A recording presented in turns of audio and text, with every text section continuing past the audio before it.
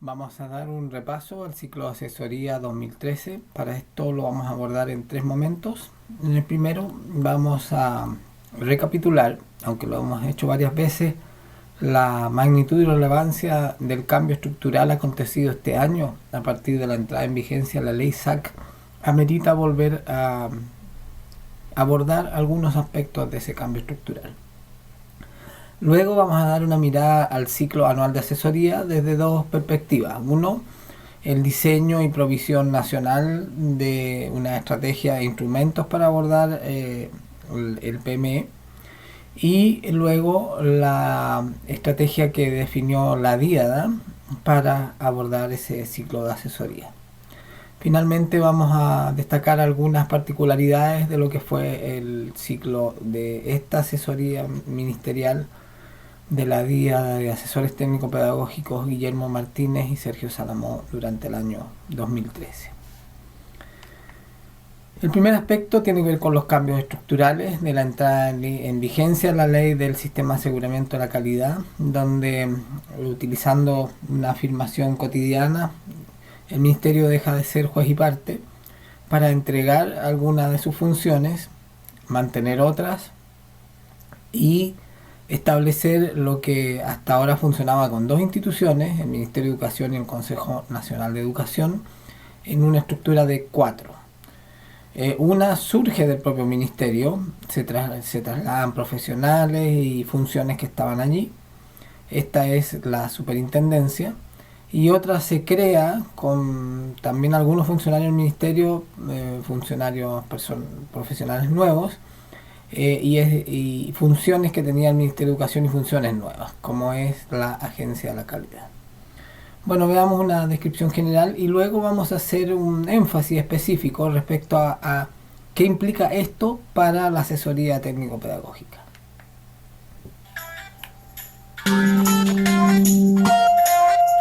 La educación escolar de calidad es un anhelo ampliamente compartido en Chile, pero hasta ahora no existían las herramientas institucionales que permitieran garantizarla para todos los estudiantes del país, cualquiera fuera su condición socioeconómica. Con la creación del sistema de aseguramiento de la calidad, a los establecimientos educacionales se les exigirá más calidad y se los apoyará más para que puedan alcanzarla. La ley que crea este sistema, fruto de un debate parlamentario iniciado el 2006 y culminado el 2011, provee el equilibrio necesario entre la autonomía de los establecimientos, su fiscalización y el apoyo que deben recibir aquellos que lo necesiten. Para lograrlo, este nuevo sistema reorganiza y amplía las funciones del Estado. De este modo, la institucionalidad de la educación en Chile pasará de dos instituciones, el Ministerio de Educación y el Consejo Nacional de Educación, a cuatro, agregándosele la Agencia de Calidad y la Superintendencia de Educación. Así, procurando generar los contrapesos que aseguren una mayor imparcialidad al sistema, el Ministerio dejará de ser quien mida los estándares de aprendizaje e informe sus resultados, pasando a hacerlo la Agencia de Calidad. Y resguardando la misma imparcialidad, dejará de fiscalizar el cumplimiento de la normativa y sancionar su incumplimiento, responsabilidad que recaerá en la superintendencia. De este modo, liberado de algunas de sus funciones y dejando de ser juez y parte, el Ministerio podrá ahora intensificar su labor de apoyo técnico-pedagógico a las escuelas que muestren resultados insatisfactorios. Sus funciones serán entonces las siguientes. Continuará proponiendo e implementando políticas educacionales. Intensificará su apoyo técnico-pedagógico. Seguirá elaborando el currículum y como nueva función elaborará estándares de aprendizaje y de desempeño indicativo, así como otros indicadores de calidad. Estos nuevos estándares e indicadores de calidad, así como el currículum, le corresponderá al Consejo Nacional de Educación aprobarlos. Por su parte, la Agencia de Calidad deberá implementar estos estándares, evaluando los logros de aprendizaje y el nivel de desempeño de todos los establecimientos del país. Asimismo, deberá evaluar el grado de cumplimiento de los otros indicadores de calidad educativa. A su vez, la superintendencia, además de la función heredada del ministerio, se hará cargo de dos nuevas funciones: investigar y resolver denuncias actuando como mediador a los reclamos y fiscalizar la rendición de cuenta de los establecimientos para comprobar el correcto uso de los recursos. El Ministerio de Educación actuará además como órgano rector del sistema, vigilando el accionar de cada institución. Pero este sistema no estaría completo sin la participación activa de las escuelas, liceos y colegios, centro en torno al cual giran las 4 instituciones. ¿Qué cambios se producen aquí? Cada establecimiento educacional mantiene sus 4 funciones originales. Elabora y ejecuta su proyecto educativo, cumple normativa, recibe recursos, es fiscalizado y evaluado. Y a ellas se agregan, rinde cuenta pública de todos sus recursos. Es ordenada o situada en una categoría de acuerdo a su desempeño. Recibe orientaciones, puede solicitar y recibir apoyo. Esta nueva institucionalidad se encuentra ya en proceso de implementación para permitirle a Chile dar pasos más grandes y decididos hacia la calidad educacional ansiada por todos.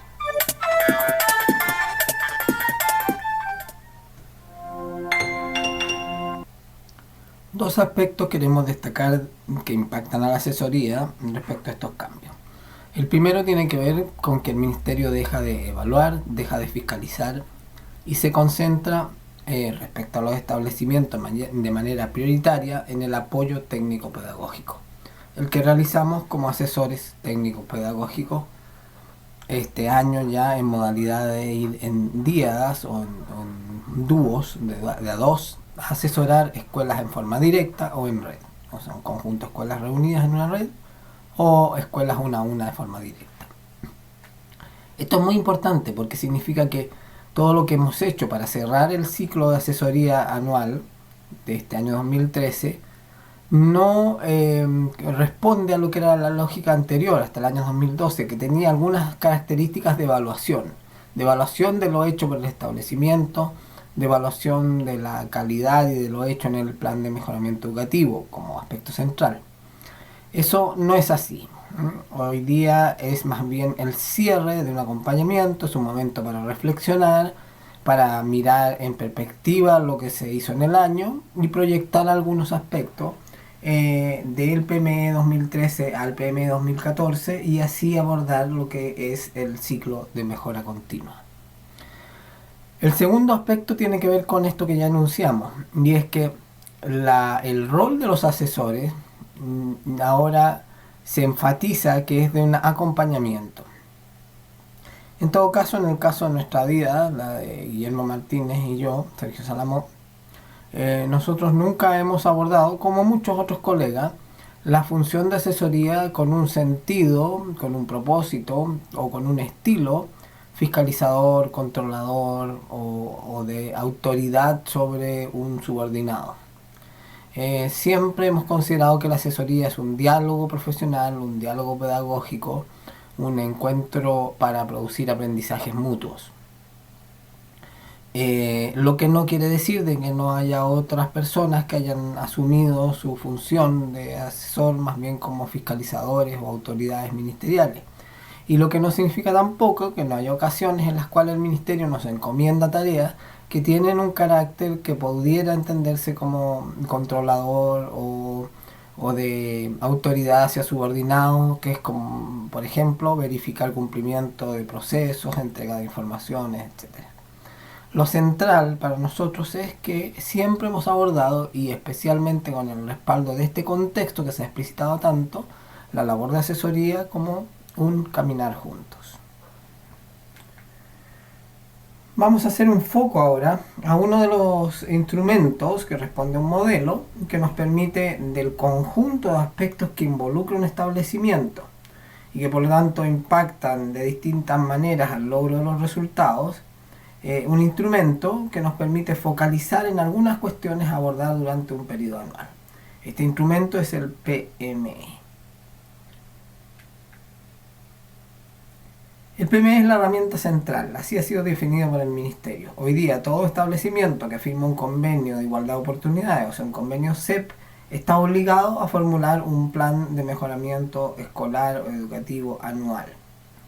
Los establecimientos que no firman un convenio de igualdad de oportunidades, que no están adscritos a la SEP, no están obligados a ello. Pero eso cambió con la implementación de la ley SAC. Sin embargo, esto entrará en plena vigencia una vez que los establecimientos hayan sido clasificados por la Agencia de la Calidad. Y allí entonces un establecimiento que no haya firmado convenio de igualdad de oportunidades, por lo tanto que no esté adscrito a la subvención escolar preferencial y no haya cumplido con los estándares, que he clasificado una categoría que no sea autónoma, también estará obligado a diseñar, implementar y evaluar y constituir el ciclo anual del PME. El primer aspecto que vamos a abordar es cómo se diseña y se provee herramientas para la ejecución anual del PME por parte del Ministerio de Educación. Instrumentos y diseño que está disponible para todos los establecimientos, tengan o no tengan asesoría, que deben formular un PME. Los instrumentos, herramientas para realizar este proceso fueron entregados al establecimiento de forma física como también digital a través de la página Comunidad Escolar. Las etapas anuales de un PME son 4: el diagnóstico, la planificación, la implementación y la evaluación y diagnóstico. Hay periodos del año, meses indicativos, aunque no determinantes, que son recomendaciones de cómo ir abordando cada una de estas 4 etapas. Para la primera etapa, el Ministerio proveyó 3 instrumentos que vamos a describir. 2 de ellos son universales: las orientaciones técnicas para la elaboración del plan de mejoramiento educativo, que a su vez servirán para cada una de las 4 etapas, no solo para la primera. Y una guía específica que es para el diagnóstico institucional en 2 formatos, un PDF cerrado y uno abierto para poder intervenir de la misma manera que se incorpora esta información en la plataforma de los planes de mejora.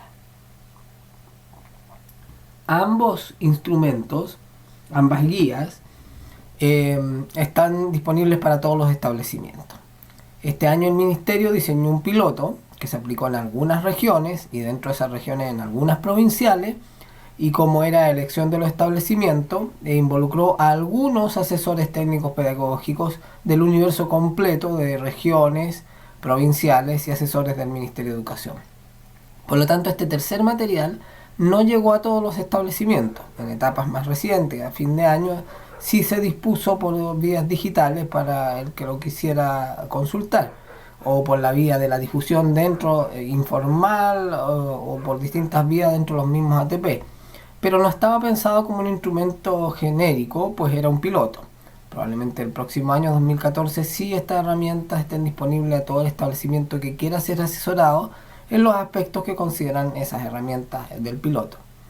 Bueno, en el caso del diagnóstico, la guía número 1 provee unas rúbricas, nos pareció una herramienta muy interesante, pero no era nuestra decisión porque nosotros éramos asesores de establecimientos que habían elegido este programa piloto y por lo tanto utilizamos también esta guía, pero nos parecieron muy buenas.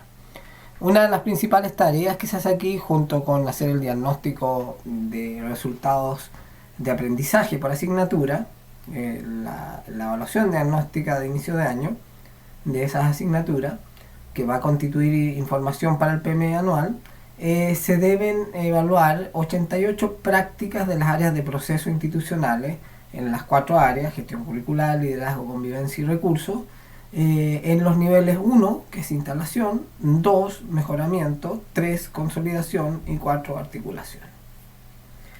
Una vez cumplida esta etapa, que debe ser entre diciembre del año anterior y marzo del año en curso, viene la etapa de planificación, entre los meses de abril y junio. Para eso sigue siendo útil el documento de orientaciones generales, que como dijimos vale para las 4 etapas. Se proveyó también a nivel nacional para todos los establecimientos un instrumento para la elaboración del plan de mejoramiento educativo. Y del piloto surge la guía número 2, que nos permite trabajar con rúbricas. Ya vamos a ver qué aspectos miden estas rúbricas más adelante en la etapa de planificación. La etapa de planificación fundamentalmente consiste en seleccionar bueno, ya fue eso en el diagnóstico, trabajar con las prácticas que yo seleccioné, formulando objetivos, indicadores, acciones y asociados todo esto a las metas.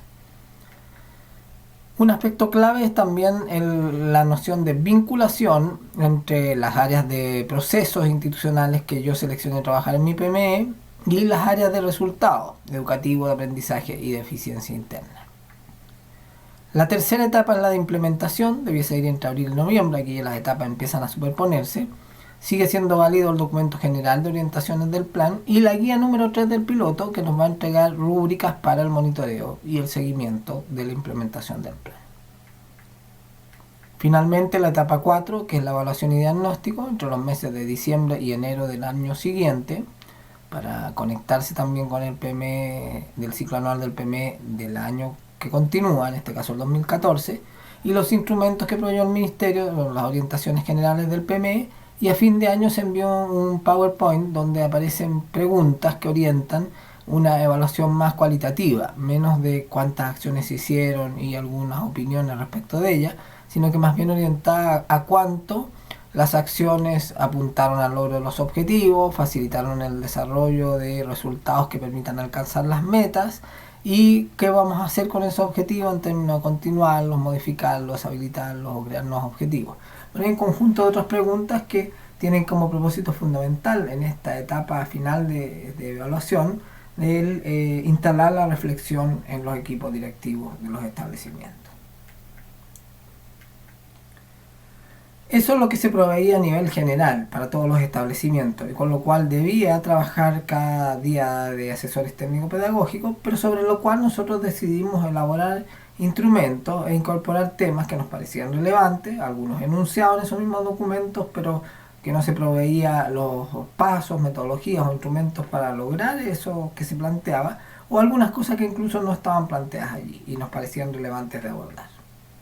En ese sentido, la estructura completa se mueve, pero su foco es la escuela. Y eso es lo que queremos hacer ahora, es hacer un zoom mayor a la escuela, ya no al instrumento genérico, sino que a la asesoría específica que brindamos como medida a un conjunto de escuelas. Un grupo de escuelas en red y un grupo de escuelas directas. Para eso nosotros diseñamos 6 talleres. Eran 6 visitas las que debíamos realizar en cualquiera de las dos modalidades, directa o red, y por lo tanto por eso decidimos hacer 6 talleres que funcionaban con las herramientas que ya mencionamos anteriormente, pero le sumaban otras. El primer taller se denominó del diagnóstico al plan. Para ese taller elaboramos, veamos. Para Richard Gerber, el valor de la educación está en el camino, no en la meta.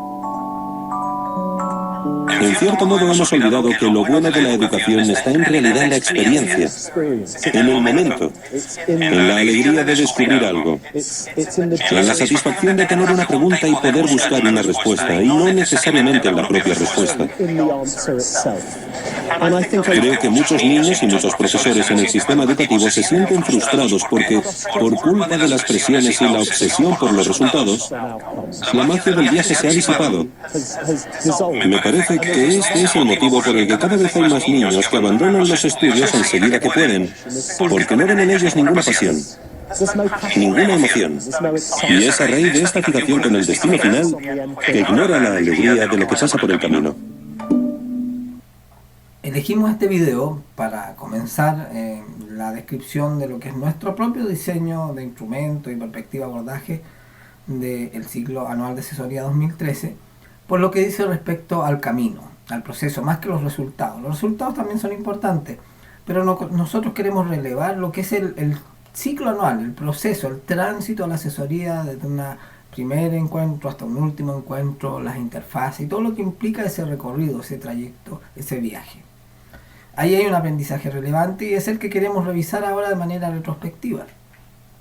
Para este primer taller y primera visita del diagnóstico al plan, elaboramos un PowerPoint que definía cómo íbamos a abordarlo y lo fuimos desarrollando en un trabajo conjunto, en un seminario taller de reflexión pedagógica y de co-construcción de reflexión y de análisis de las prácticas. Incorporamos previamente, porque lo enviamos, pero también lo trabajamos allí, una matriz Excel para el diagnóstico que proveía lo que provee la plataforma y algunas otras cosas más. Esta matriz tiene un fundamento conceptual en la matriz de indicadores de convivencia de UNESCO, y esto resultó como instrumento, como reflexión, como aplicación piloto de un programa que se desarrolló en la región entre los años 2008 y 2010. en colaboración con UNESCO, con UNICEF, con Paz Ciudadana, y con varias otras instituciones importantes, relevantes en los distintos aspectos de la convivencia. También consideramos que para garantizar coherencia, para poder hacer un abordaje más ambicioso en términos de profundidad, de articulación, era necesario que con las prácticas que seleccionaban de las 88 cada establecimiento para elaborar su PME 2013, ellos formularan un mapa conceptual. Entonces hicimos un PPT para explicar lo que son los mapas conceptuales e hicimos un taller de elaboración de ese mapa conceptual. Esa fue la primera versión. Posteriormente, en este mismo camino que hemos mencionado a partir del video de Gerber, consideramos que también era bueno proveer algún instrumento y se diseñó lo que denominamos naipe para articulación de las prácticas, que es un naipe de las 88 prácticas, vamos a ver aquí cómo es, que permitía jugar sobre una mesa en buscar distintas opciones para estructurar este mapa conceptual y ya no, bueno, tener que usar un software de mapas conceptuales que no todos manejan o tener que estar haciendo dibujos que después hay que reemplazar por otro en la medida que vamos reflexionando. Facilitaba la tarea de hacer el mapa conceptual. La estructura de este taller fue primero trabajar el diagnóstico con los instrumentos del ministerio y con todo un trabajo conjunto entre asesores y establecimientos, luego revisar la priorización de dimensiones, reflexionar sobre ese paso y finalmente elaborar este mapa conceptual. Ahí hay unos ejemplos de mapas conceptuales de distinto tipo. Estos no quedaron así, también fueron evolucionando porque se instaló la reflexión en el establecimiento. Hay distintos estilos, distintas formas en que se abordó, pero aquí podemos ver algunos ejemplos de estos mapas conceptuales previo al diseño del naipe. Luego diseñado el naipe, algunos establecimientos lo trabajamos con él. Hay un ejemplo de 3 cartas del naipe, se doblan, aparece el texto de la práctica. Y detrás aparece el área, la dimensión y el número asignado a esa práctica, de manera que no juguemos sabiendo que es de gestión, de liderazgo, de convivencia, porque tendemos a agruparla así, sino que juguemos por lo que entendemos de la lectura y descripción de esa práctica que podría relacionarse con cuáles. Nos da mayor libertad para establecer estos mapas. Y ahí tenemos 2 ejemplos de mapas conceptuales elaborados a partir de esta nueva metodología y este nuevo instrumento.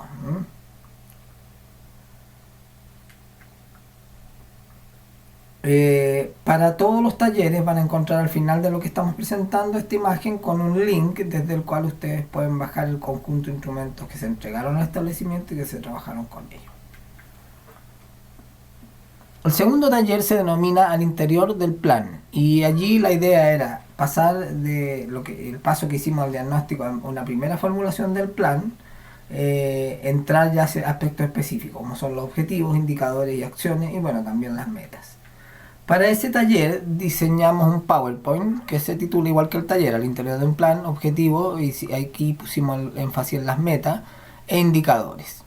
Las acciones las fuimos viendo a partir de lo que ya tenían o de ayudar a formular algunos ejemplos a los establecimientos que les pudiera costar un poco más de acciones. Ya aquí trabajamos con, primero hicimos un PowerPoint para explicar lo que eran las rúbricas, porque era un instrumento interesante, cómo se usaban. Y utilizamos las rúbricas de las guías 1 y 2, que ya habíamos mencionado el piloto, para el diagnóstico y el plan. Estas guías hacen varias preguntas que nos permiten evaluar el grado de relevancia, de coherencia y de factibilidad de lo que hicimos en el diagnóstico y en el plan. La link para bajar los archivos. El taller número 3 se centró en el relevante y central tema de la cobertura curricular. Y tal como habíamos estado trabajando en capacitaciones diseñadas por la provincial con el nivel nacional y con instituciones externas, sabíamos que debíamos hacer cosas concretas para poder llevar a la realidad esta declaración de tantos años de que el foco son las habilidades más que los contenidos.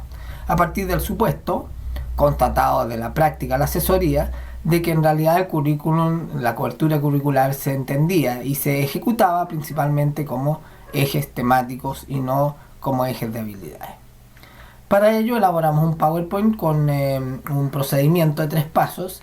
Este es un buen ejemplo también porque en este taller tenemos 5 versiones de ese PowerPoint central, que es el segundo que está en este listado, implementación curricular con foco en habilidades, ya que fuimos evolucionando. El primero tenía solo 3 pasos, después lo vamos a ver cómo está estructurado en la imagen inicial de ese PowerPoint, y luego fuimos incorporando otras cosas, incorporamos rúbrica, incorporamos habilidades. Pero en este tema además, por la necesidad de darle un sentido, incorporamos también un PowerPoint contundente sobre el fundamento y el sentido de las habilidades. Luego hicimos una propuesta de rúbrica para habilidades en las prácticas del PME, seleccionando qué prácticas del total de ellas del área de gestión curricular eran susceptibles de ser vistas a la luz de las habilidades, de lograr la cobertura curricular con foco en las habilidades. Y construimos entonces un conjunto de rúbricas para esas habilidades. Junto con ello ya nos había parecido interesante la idea del mapa conceptual, y en este caso trasladarla del mapa conceptual de todo el PME con todas las prácticas que yo he seleccionado, a que el establecimiento reflexionara a través de un mapa conceptual de estas prácticas asociadas a las rúbricas que habíamos construido para ciertas prácticas del área de gestión curricular del PME. También fuimos incorporando ya, eso fue la versión 3.0 del taller, la 2.0 fue con la rúbrica, la 3.0 con el naipe, la 4 y 5.0 con las habilidades y competencias psicosociales. Ahí incorporamos también instrumentos para medir las inteligencias múltiples. Esto fue en las versiones finales porque es un derivado del taller de liderazgo pedagógico, como vamos a ver más adelante. E incorporamos PowerPoint, video y PDF que permiten conocer e implementar las estrategias de desarrollo de habilidades definidas por la experta española Rosario Ortega y especialmente el experto mexicano Enrique Chaus. También incorporamos un material complementario para habilidades que es el programa Estar Bien en la Escuela del PIE y la Universidad Alberto Hurtado, y un programa ministerial piloto como es el CIMA para abordar también una perspectiva distinta a las habilidades. Romper un poco esta lógica de trabajar exclusivamente en las habilidades cognitivas en términos de la taxonomía Bloom y dejar fuera la socioafectiva y la psicomotriz. Ahí está el ejemplo de la primera imagen del PPT para este taller. La versión 1.0 y 2.0 desplegaba los 3 pasos que están en el punto 1 del taller, y la siguiente incorporaron el punto 2 de la rúbrica y con la posibilidad de las distintas opciones de abordar este trabajo en la rúbrica, y el punto 3 que son las habilidades y competencias psicosociales.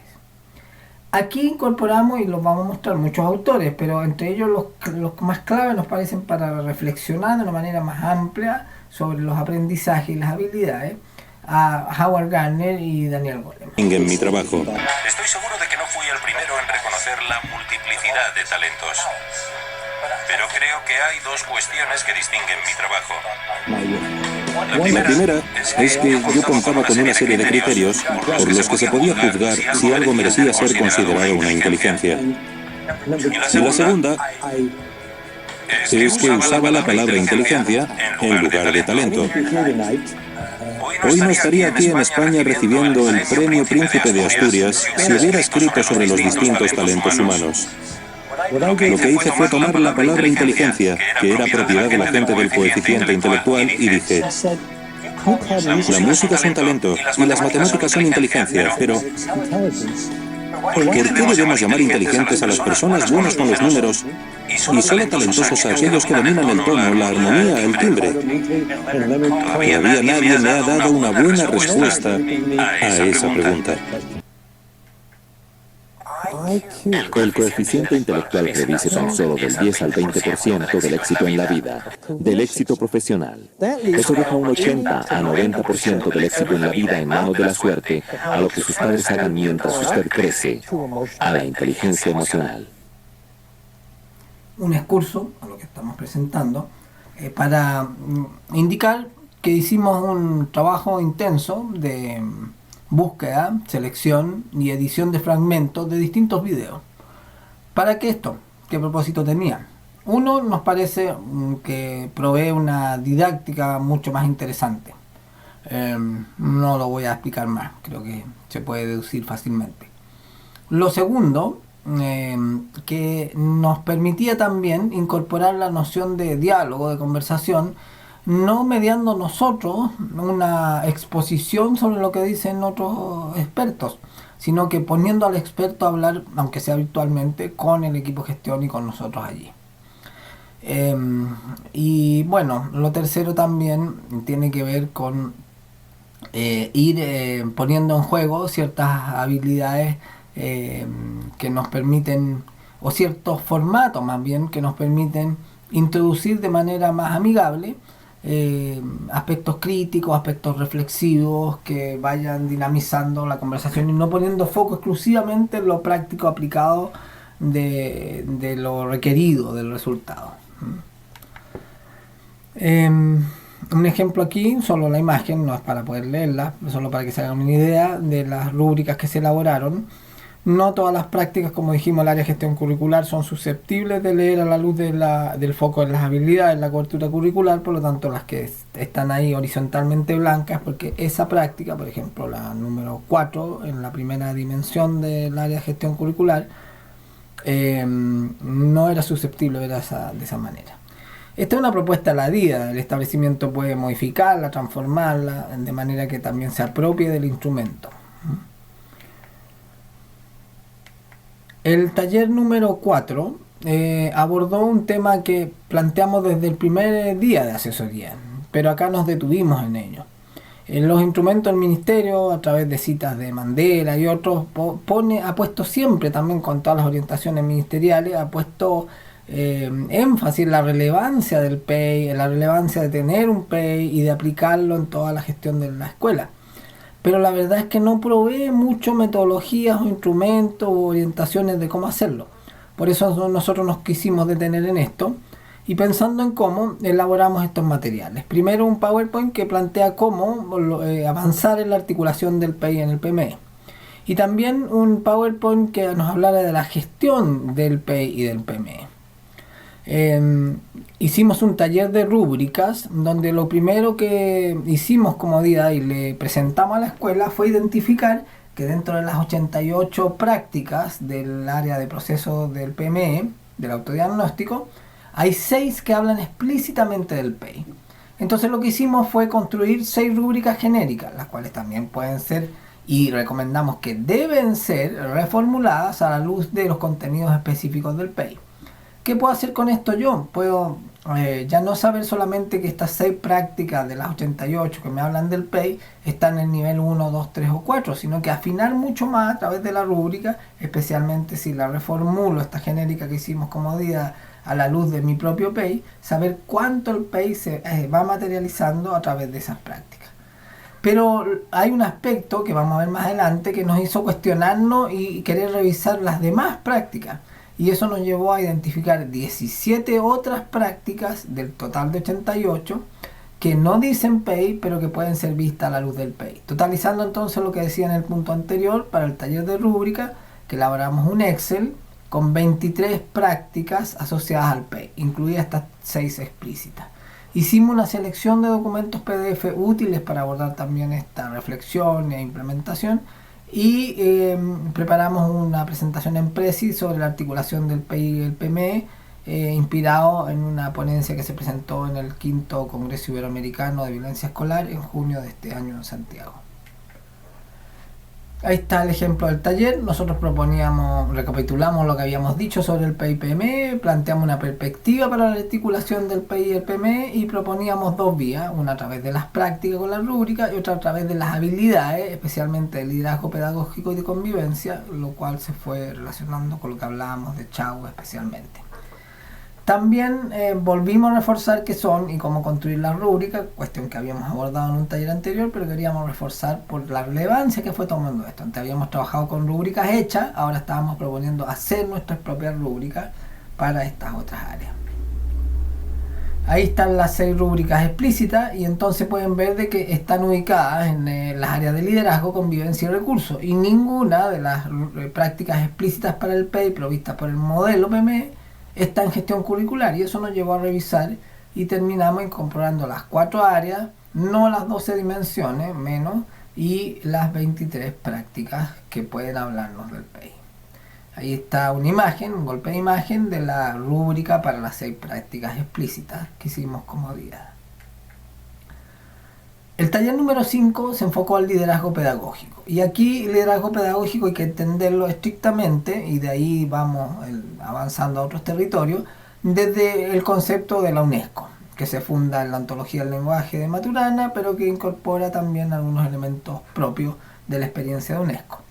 Para eso nosotros preparamos un PowerPoint sobre liderazgo pedagógico que abordaba el modelo de UNESCO, abordaba otras consideraciones nuestras, unos contextos y unas herramientas para trabajar. Además, abordaba unas experiencias de profesores de cómo desarrollaban este liderazgo pedagógico. Ya lo vamos a ver más adelante. También incorporamos, algo para lo cual estamos autorizados por el trabajo que hicimos en conjunto con UNESCO durante los años 2008 a 2010, 9 PowerPoint de cómo la UNESCO abordaba este tema del liderazgo pedagógico. Incorporamos un Prezi, una presentación en Prezi, que nos hablaba de lo que es ser profesor hoy, esos desafíos que hoy día tienen ser profesor en la escuela y que impactan indudablemente cómo ejercer mi liderazgo pedagógico. Hicimos una selección de documentos en PDF, una pequeña biblioteca para este tema que podía, a quien se interesara más, profundizar en lo que nosotros estábamos presentando sintéticamente. Incorporamos y presentamos, no lo desarrollamos, pero presentamos en qué consistían y cómo se podían trabajar 3 talleres. Esos 3 talleres cada uno tenía PowerPoint, video y PDFs. Uno es mapas de aula, otro es acuerdos de curso a partir del texto de Valora José, que se utilizó en una de las mesas participativas el año pasado, en 2012, y el taller de 6 sombreros de Eduardo de Bono. Todos estos talleres ustedes los pudieron apreciar en las experiencias que se presentaron en esta jornada de cierre. El de mapas de aula en el Colegio Los Leones y el de acuerdos de curso en el Colegio Adventista de Quilpué. Ahí está la primera diapositiva del PowerPoint con que desarrollamos este taller, y está el tema de las historias de profesores, que nosotros revisamos un conjunto, unas 15 películas, como las películas largas de 2 horas, norteamericanas, sobre casos verídicos de profesores que enfrentan condiciones difíciles para obtener resultados y logran resultados. Lo interesante es que son, como decíamos, películas verídicas, por lo tanto el objetivo de esto es mostrar que es posible. Y no hay películas, claro, hay estudios como el de UNICEF, quien dice que no se puede en las 14 escuelas de áreas vulnerables que logran resultados, pero una película es como más fácil de presentar, más didáctico, más dinámico. Y el objetivo es tirar por tierra las objeciones que pueden surgir del tipo, sí, estamos de acuerdo con todo esto, pero la realidad no lo permite. Ahí hay una imagen del PowerPoint donde nosotros abordamos varios desafíos de este contexto, el desafío de ser profesor hoy, o el rol de la escuela, en términos, por ejemplo, de las TICs, en términos de la crítica de la escuela, y aquí fue donde incorporamos la mirada de las inteligencias múltiples de Gardner, de la inteligencia emocional de Goleman y de la ontología del lenguaje Echeverría, que repercutió en talleres que ya habíamos hecho antes. Por tanto, cuando llegamos a este taller, reformulamos también algunos de los talleres anteriores, especialmente el de habilidades. Finalmente, el taller 6 sobre convivencia escolar, aunque la convivencia escolar estuvo en todos los talleres, porque definimos, y lo vamos a decir al final nuevamente, que la convivencia escolar era una característica de nuestra asesoría, porque estimamos de que esa área y ese tema permite mucha articulación, correlación de manera profunda y con mucho sentido. ¿Qué es lo que nos funda todo esto? En realidad lo que usamos en este proceso de asesoría 2013 es una parte ínfima de los resultados de un programa diseñado en la región que se ejecutó entre los años 2008 y 2010. Los aliados principales fueron UNESCO y UNICEF. Por eso es que quiero que oigan las opiniones de 2 expertos e instituciones, Alfredo Rojas y Daniel Contreras, sobre este programa.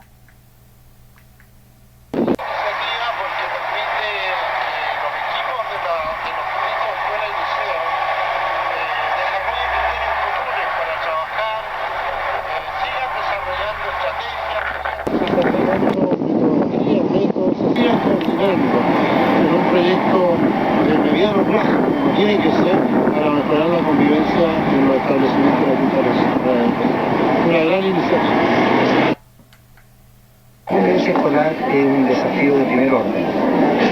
Es de primer orden porque la convivencia escolar es una condición para el proceso educativo, pero también es un resultado del proceso educativo. Es una condición en términos de que necesitamos un espacio adecuado para que los niños puedan aprender matemáticas, lenguaje, pero también es un resultado porque convivir con otros, ser buenos ciudadanos, es algo que no se aprende, que no se nace sabiendo, algo que debe ser aprendido. Y la escuela es quien mejor puede hacerlo. Por eso convivir, mejorar la convivencia, construir mejor convivencia escolar es tan central y tan relevante.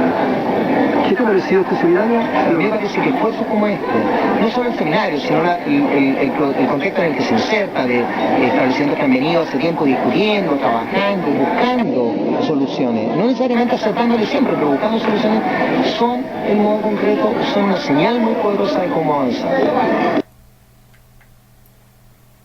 El cúmulo de estudios, de herramientas a partir de pilotos, de trabajo en las escuelas, el cúmulo de material preparado para jornadas de capacitación, instrumentos, etcétera, del programa adquirió un volumen tal que al final del 2009 se editó un DVD, o sea, 3,4 gigas de información, que es la imagen que está a la izquierda.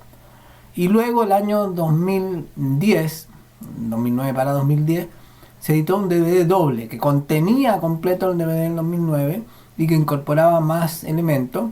Y a esta altura uno era documento y otro de video, porque nos convencimos de que los videos eran una estupenda herramienta para dar un contexto e introducir una temática relevante, poniendo varios elementos clave ya de manera rápida, sintética y eficaz con un video, o concluir y consolidar algún trabajo temático también con un video, o lo que no era poco frecuente, abordarlo, desarrollarlo, trabajarlo e irlo resolviendo con el video como herramienta del proceso de abordaje de esas temáticas.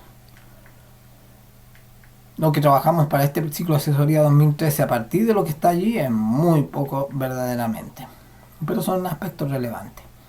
Para este taller formulamos un PPT que daba todo articulado, todos los temas que íbamos a abordar. Presentamos un PPT que no hicimos, pero ahora los trajimos de este programa, que es una síntesis de varios PPT en realidad, que abordan la convivencia escolar en relación al modelo SAGE, que es como el tatarabuelo, el modelo del PME. Y el modelo PME, la convivencia asociada, porque decidimos a final de 2009 alinear el programa con las líneas centrales del ministerio. Partimos con los PME CEP en básica, seguimos muy rápido con los PME de media, y ese fue el trabajo que hicimos, que terminó, entre otras cosas, con la herramienta Excel de la matriz de indicadores de convivencia UNESCO, empezando a expresarse en una reformulación que tomara las prácticas del PME, del autodiagnóstico del PME, tanto el de media como el de básica, que eran distintos en esa época. Se incorpora también dos presi, uno de una presentación sobre el programa que se hizo en el quinto Congreso Iberoamericano de Violencia Escolar del 2013 en junio de Santiago, otro sobre los conceptos y ámbitos de la convivencia, una pequeña biblioteca de documentos PDF y Word sobre el tema, y un PPT, un video y el audio que elaboramos a partir de del trabajo que hizo Enrique Chaus en ese mismo quinto Congreso en Santiago este año. Presentamos también dos programas para abordar la convivencia como ejemplos que nos parecían interesantes, y explicamos cómo funcionaban y le entregamos al establecimiento 3 talleres que puede utilizar o no. Uno el de certificación de consejos escolares, otro el de matriz de indicadores de convivencia UNESCO, y un tercero el de prevención de abuso sexual infantil, el programa MISOL de UNICEF, que también fue motivo de una de las mesas participativas del año 2012. Ahí está la imagen de este PowerPoint asociado al taller número 6. Del Prezi que elaboramos para explicar cómo entendemos la convivencia, el Prezi que elaboramos para contar sintéticamente lo que fue el programa de convivencia escolar de los años 2008 a 2010, para que se entienda el contexto del cual en el cual nos sustentamos todo lo que decimos. La imagen que sintetiza lo que es el concepto de UNESCO de indicadores de convivencia escolar, y una imagen de las del cuadro de los indicadores del modelo de UNESCO, donde claramente puede identificar en las filas horizontales, la primera arriba, podemos relacionarla con el área de liderazgo del PME, la segunda con gestión curricular y la tercera con convivencia. Lo interesante es que la UNESCO distingue 3 espacios dentro del desempeño de estos indicadores. Uno el espacio curso-aula, otro el de comunidad escolar o el colegio y el tercero el sociocomunitario. Todo esto nosotros lo tradujimos en el diseño de ese Excel que utilizamos en el taller número 1. Y le entregamos también al establecimiento un conjunto de insumos, PPT, PDF y videos para que puedan conocer cómo plantean abordar el desarrollo de las habilidades la experta española Rosario Ortega y el experto colombiano Enrique Chaus. Estos son los 6 talleres con los cuales abordamos el ciclo Asesoría 2013. Algunas particularidades de esto, utilizando las denominaciones de la plataforma de informes de los asesores, la plataforma ATP, podríamos decir que principalmente nuestra asesoría la desplegamos en términos de actividades de reuniones de retroalimentación, la coloco porque era con lo que se partía, como para también reforzar la interfaz entre visita y visita, también para incorporar información que no necesariamente el establecimiento podía manejar, pero es relevante para su análisis y decisiones, la deliberación constante de las prácticas, la producción pedagógica grupal era muy activa en la participación de ellos, a través de qué, de seminarios taller, como ya pudimos ver a lo largo de esos 6 temas y visitas. Otra particularidad es que instamos permanentemente a la articulación de las prácticas, los objetivos, acciones, como en otros aspectos también. Y una de las características centrales es que se propuso y se hizo así que el área de convivencia o el tema de la convivencia, como el más propicio para la articulación de las áreas del PME, se trabajó constantemente. Se puso mucho foco en las habilidades en cuanto a la cobertura, así también como en lo relativo a la convivencia. Y bueno, por cierto, se diseñaron 6 talleres con materiales propios que nos permitieran abordar desde la perspectiva que nos parecía que era necesario abordar el ciclo de asesoría 2013. Para terminar, un video, porque todo este esfuerzo que hacemos para mejorar los resultados, indudablemente tiene que ver con los niños y niñas. Y queremos hacer un esfuerzo por mejorar porque hay problemas. Y estos problemas impactan el modo en que ese niño se siente en la escuela. ¿Cómo voy a estar atento? ¿Cómo voy a estar atento en clase? Datos y datos, fórmulas, información. Si ya no me acuerdo de lo que estudié el año pasado. Que si la capital de Ecuador es Quito, pero estoy seguro que eso está en Google. Me parece que nos enseñan igual que antes. Nos educan igual que a mis padres y a mis abuelos. Y a los padres de mis abuelos. Así es difícil estar motivado. Ahora se ha puesto de moda decir que tenemos TDA, porque creen que no atendemos en clase. Algunos niños sí que tienen un problema y necesitan pastillas. ¡Todo pastillas! Pero a otros lo que nos pasa es que estamos muy aburridos. Porque con las cosas que nos gustan podemos pasarnos horas y horas. Porque en lugar de darnos pastillas, no intentan motivarnos para que seamos creativos, para que inventemos, para que soñemos y nos den ganas de aprender. Pero si vivimos en una época súper chula, tenemos el mundo a nuestro alcance, con un clic. Yo me paso horas navegando por internet, mirando vídeos, jugando. No sé, es que en el cole me duermo. Piensen en ello. Pensemos en ello.